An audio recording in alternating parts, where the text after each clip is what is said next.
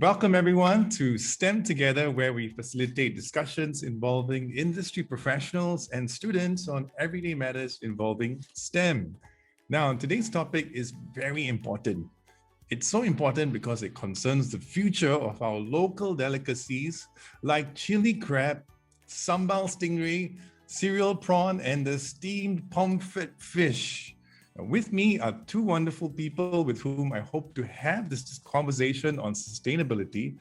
But before we engage in discussion, let me first introduce myself and then our invited guests today.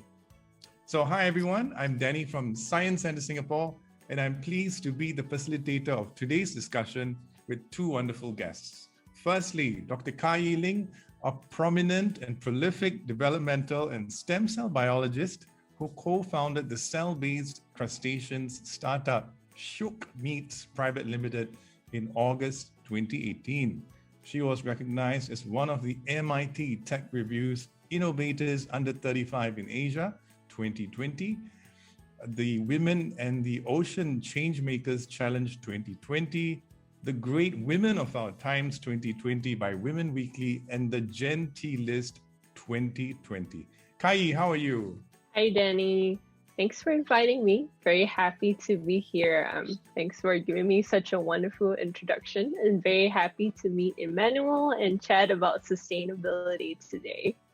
Wonderful. Thanks, Kai. And secondly, we have Emmanuel, a 16-year-old homeschooler who is quite passionate about sustainability. Emmanuel, how are you? I am very well. How about you?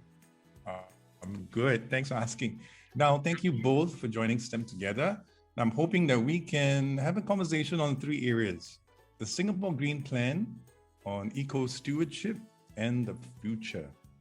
Kai, what do you make of the Singapore Green Plan? Was there anything about it that spoke to you? Yeah, definitely. I mean, the Singapore Green Plan is really comprehensive. There are so many things in there, and I think it just shows that every one of us can play a part, and we need to play a part for this to really work, for us to have a sustainable future that for us and our children and grandchildren can live in. I think that's really important. For me, the one that resonated the most was the 30 by 30 program that Singapore wants to increase the local food production to 30% by 2030. And that's indeed what me and my company, Shiok Meats, we're working really hard on. So we work on this technology called cell-based seafood, and we focus on crustaceans, which are shrimp, crab, lobster, things that we love to eat in Singapore. But instead of having to use land and water in the farm, having to take away mangroves, which Singapore doesn't really have much space for, we can actually do this in multi-story buildings, and it will just look like a brewery, but instead of brewing beer, we're making shrimp. What about you, Emmanuel? What stood out for you from the Singapore Green Plan? First things first, I feel that the Singapore Green Plan seems to be a daunting task for many of us. But I feel that it's achievable in the sense that it is a multi-agency effort. And as Singaporeans, when we set our mind and heart to it, we purpose to do it. And by small steps, we actually get there. And I feel that the Singapore Green Plan is the right way for us to get to sustainability. On eco-stewardship. So on a corporate level, Kai, what does eco-stewardship, which is also tabled in the Green Plan, what does that look like for Shiok Meats? I think for us, the mission itself is for sustainable and clean production of meat. I mean, our focus is on seafood. So everything that myself, Sandhya, my CEO, and our team is working on is really driving towards a sustainable future where, we don't have to stop eating seafood because it's really running out at the rate that we're trying to farm and fish from the oceans. And even if it's not running out, if you really think about it, the global warming, the temperatures going higher, more and more diseases affecting the sea creatures. It's a sad future if we keep doing what we do and at a much higher rate as the population continues to grow. In terms of being sustainable, I think we try to do this at all aspects. It's not just enough to just be an alternative way that we can produce shrimp or crustaceans by not having to grow the whole animal. With the cell-based technology, it's kind of like a greenhouse, but instead of for vegetables, it's for whatever meat you want to grow. And we only grow the parts we eat, so we don't have to worry about food waste. So we don't grow things like the head, the shells, the heart, the liver, which most of us don't eat. Some of us do. In Singapore, it's quite flavorful, but most of the time the shell itself, it is being wasted and has to go to landfills, which is another problem that Singapore will face soon in the next decade as well. So, for us, it's important to think from all aspects from the start.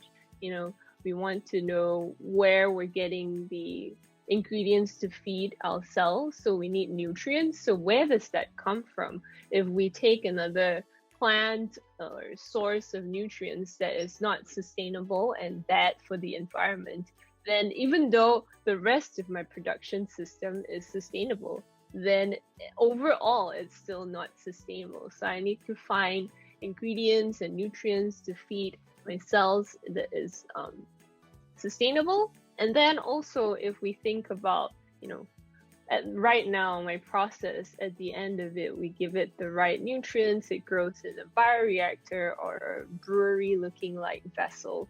And then we get minced meat out of it. So how do we make it look like the structured C-shaped shrimp or, the lobster claw or the crab claw? How does that work? Then we need to think about tissue engineering, 3D printing. All of that might need other materials. So we have to make sure we don't use any other animal components in the entire process other than the cells we actually extract from the live animal itself. So that's how we really try to focus on at being as eco-friendly and as sustainable as we can. Thanks, Ka Yi. Let me switch over to Emmanuel. Emmanuel, from what you've just heard, do you think this is something that you would sample and probably pay a little bit more if you were to encounter this in the coffee shops, maybe 5 to 7 years down the road? Yes, definitely. As a heart patient, I recognize that my digestive system doesn't work as other kids do. I find it hard to break down the food. Emmanuel, the government is introducing an eco-stewardship program to enhance environmental education in schools, as well as carbon emissions by 2/3. Now, as a homeschooler, are there ways that you feel you can contribute to sustainable living? Well, first of all, it's the little steps that lead to the big steps, right?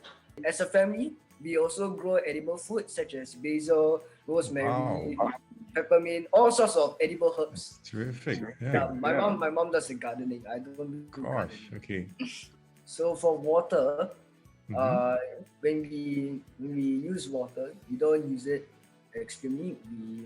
What we do is that after we pour the water into a cup, after we wash hands, we can recycle the water and we can use to wash our vegetables for cooking. And that's a very good example of how we can. Like when you wash your clothes. And yes, and we also wash our clothes in the washing machine. No, then when the water comes out of the washing machine, what do we do? Do you just let it go down the drain? No, we use it and use it for other resourceful methods. To wash the toilet, yes, right? To wash the toilet, wash the basin, and other. Or like even stuff. when mom and dad, when they make coffee, then there's like the leftover coffee plant. Isn't it wasteful to throw it away? Well, no, it isn't wasteful to throw away mom and dad's coffee. No, but what do you use it as? To grow your plants. We pour like the coffee into like plants so that they can grow. Okay, let me switch back to Ka Yi now on the future. Ka Yi, what do you think 2030 is going to look like? I know it's really hard to answer these sorts of questions, but just hypothetically, what is it going to look like for yourself and for Shiok Meats? Will cell-based meats really have taken off in a big way by then? Yeah, I mean, I think that's the big question, what we see for the future. And I think 2030 is coming really soon. And I think by then, for us, I foresee that we will be in Singapore, in restaurants, in hawker centers, in supermarkets, our NTUC, our Sheng Siong, you can find it right Wow. beside our traditionally made shrimp, That would whether be it's cool, farmed yeah. or fished, and it's up to you whether you want to choose us or you want to choose a different brand. And I think that's really exciting, and also that we will be in different countries by that point, having each manufacturing factory in the different countries. And I think not just for cell-based, we most of you probably have tried some kind of plant-based food. Impossible is really popular in Singapore. We have some plant-based shrimp like Sophie's Nutrients. I think that's the main one. And I think by 2030 you will just see in the frozen aisle next to each other, and it's up to you whether you want a coconut fried shrimp, or you want a laksa with our shook shrimp, or you want to have just a shelled shrimp to buy from a fisherman or a farmer. And it's up to you what you want to cook that day at home. Right. What about you, Emmanuel? What is the future that you want to see? And what do you see yourself doing in that future? Okay, to be honest, when I was younger, I really hated food. Okay, I really hated food like that. But now I'll probably see myself eating cell-based sushi. Cell-based sushi, Japanese food. Yeah, I like Japanese food. All right. So thanks for that, Ka Yi and Emmanuel. I think that kind of concludes our discussion for today on sustainability. We've kind of run out of time, but I've learned a lot from both of your candid sharing, and I'm sure the rest of our viewers did too as well. Now, for viewers, if you're watching this on YouTube and you haven't subscribed to our channel, please hit that notification bell to subscribe. And if you're watching the STEMToegther series on Facebook, click follow. Now, remember to like and to share this video with all of your friends. Stay tuned for our next conversation. This is Danny with my guests Ka Yi and Emmanuel signing out. Bye-bye.